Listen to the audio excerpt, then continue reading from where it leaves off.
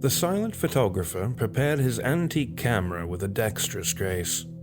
In a mere handful of seconds, it stood at the ready upon its spindly legs of its perfectly balanced tripod. His late 19th century apparel bore the stamp of the genuinely vintage, distinguishing it as one of the few authentic costumes at the party. When I could see them, his eyes were the color of slate, inscrutable windows to a soul of everlasting gray. I never saw him smile. The spacious Tudor-style mansion allowed everyone to gather in a large rolling crowd that tumbled away from the camera in staggered lines of drunken celebrants, masked heads bobbing upon the polychrome waves of an unsteady sea. Naturally, the most prominent guests were allowed to the front to showcase their expensive regalia. Dead movie stars crowded together with crowned heads of state mashed into monsters from beyond the grave, all of them flashing artificially whitened smiles at each other and the indifferent photographer. A storm had gathered outside, its lightning throwing the distorted shadows of the assemblage against the wide, curving walls, as if revealing the ruined souls of the idle rich despite the many layers of protective pretense.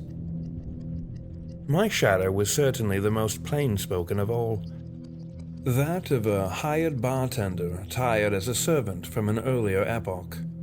It seemed that even deception was the exclusive prerogative of the wealthy.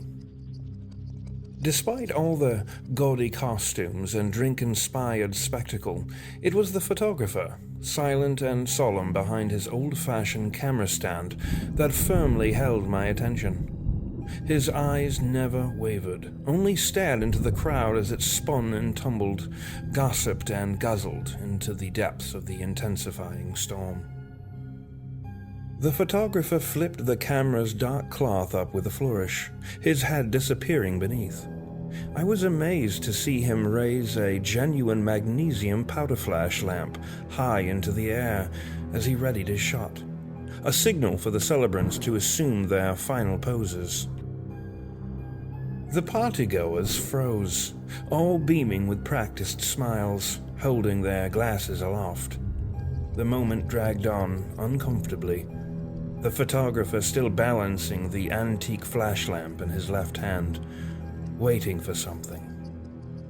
The prolonged silence allowed the storm to more completely dominate the room, as the rain pounded against the windows and the lightning lashed the night sky. The unmoving crowd endured, but with visibly diminishing patience. Finally, against a tightened crack of thunder, the photographer discharged his flash. The room exploded into a white void, endless and blinding. The light abated. I found that I was alone, save for the photographer himself. I turned to see where the party had gone, but only the collective shadow of a grotesque throng remained, its motionless imprint somehow transposed to the wall, dark and rambling. With the same grace as before, the photographer then collapsed his apparatus into its case. He nodded at me as he vanished out the front door, and I wondered at the dimly perceptible screams that went with him.